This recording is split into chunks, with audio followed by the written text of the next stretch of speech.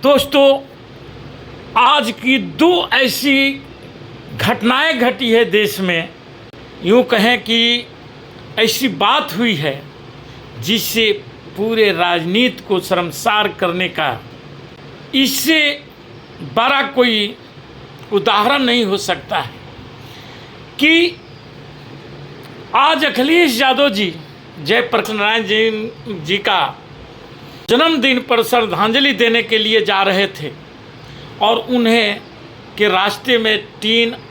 और बैरिकेड लगा करके उनके रास्ते को रोक देने का काम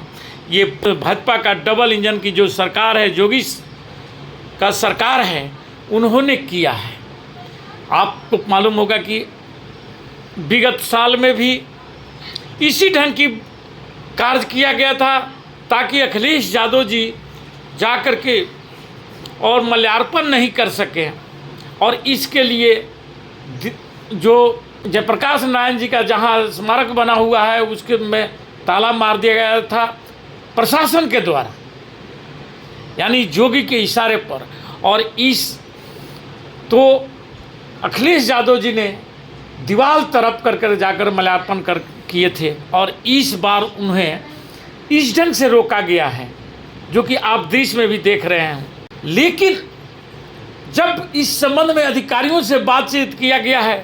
तो अधिकारियों का कहना है कि इसलिए बैरिकेटिंग और ये टीन चादर लगा दिया, करकट लगा दिया गया है ताकि सांप बिच्छू नहीं आ सके और अखिलेश यादव के घर में नहीं घुस सके। क्या बात है, क्या सोच है हमारे जोगी जी और जोगी प्रशासन का। ये देश की जनता को समझने की चीज़ है कि ये इनकी अच्छी सोच का प्रतीक है या जो देश की आज़ादी की जो अमृत काल चल रहा है उसका ये सोच है कि ये लोग इतने बड़े सोच रखते हैं और विपक्ष को कैसे किस ढंग से रोका जाए इस पर ये लोग अपना समय व्यतीत करते हैं। क्योंकि इन लोगों को मालूम है कि जिन लोगों का ये जन्मदिन मनाते हैं, जिन महापुरुषों का, उनका कहीं पर भी कहीं कोई स्वतंत्रता संग्राम में योगदान नहीं रहा है। लेकिन जिन लोगों का स्वतंत्रता संग्राम में जिन लोगों ने संघर्ष कर करके यह आज़ादी पाई थी, और उन लोगों के पर यदि कोई श्रद्धांजलि पुष्प अर्पित करने जाता है तो उन्हें कैसे रोकते हैं, ये इनकी चीड़ को दर्शाता है। और दूसरी तरफ एक ऐसा ही घटना भाजपा की एक नेत्री है जो कि आजकल तो देख रहे होंगे कि भाजपा में एक होर सा मचा हुआ है कि कौन ज़्यादा चरण चुंबक हो सकता है मोदी जी का, और जो जितना बड़ा चरण चुंबक होगा उतने बड़ा उनको पोस्ट दिया जाएगा। यानी एक मायने से यह कह सकते हैं कि जो जितना बड़ा लूचा होगा भाजपा में या लूची होगी वह उतने बड़ी ऊंची होगी। और उसी को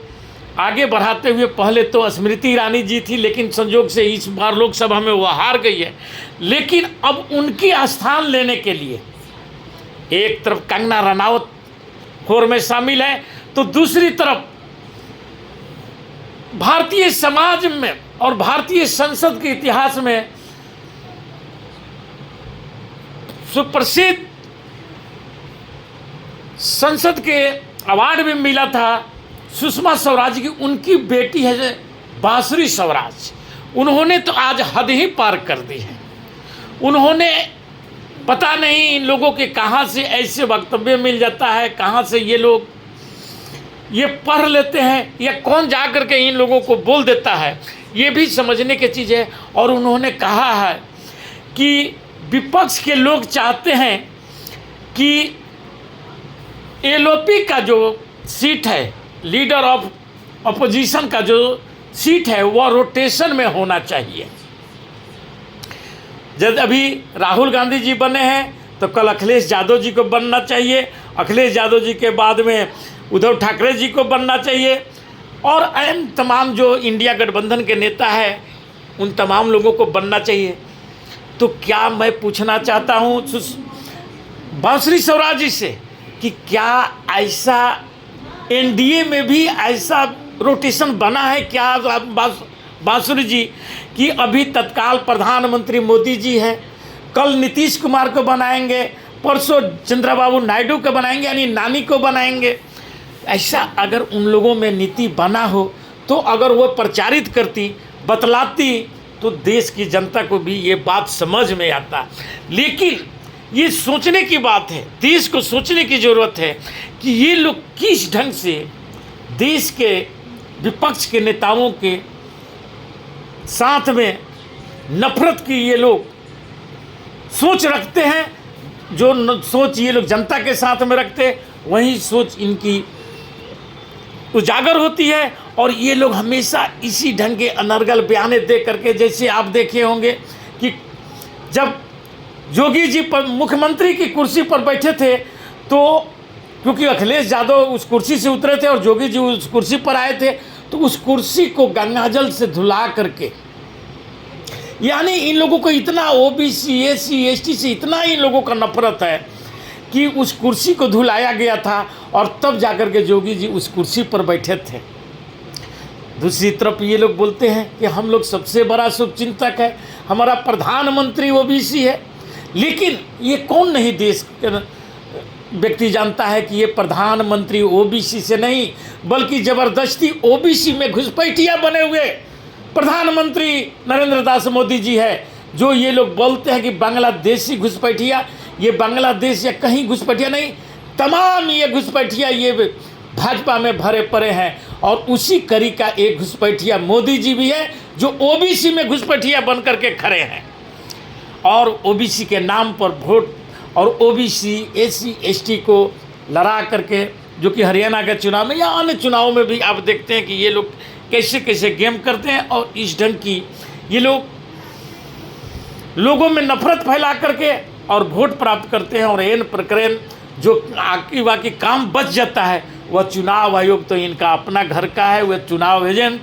का रूप, जो भाजपा के एजेंट के रूप में काम करता है, वह इनके लिए सर्वोपरि हो जाता है और वह इनके लिए उस मार्ग को भ्रष्ट कर देता है, जैसे ईडी और सीबीआई भ्रष्ट करता है। लेकिन सबसे बड़ी बात, मुझे इस बात के लिए इस वीडियो को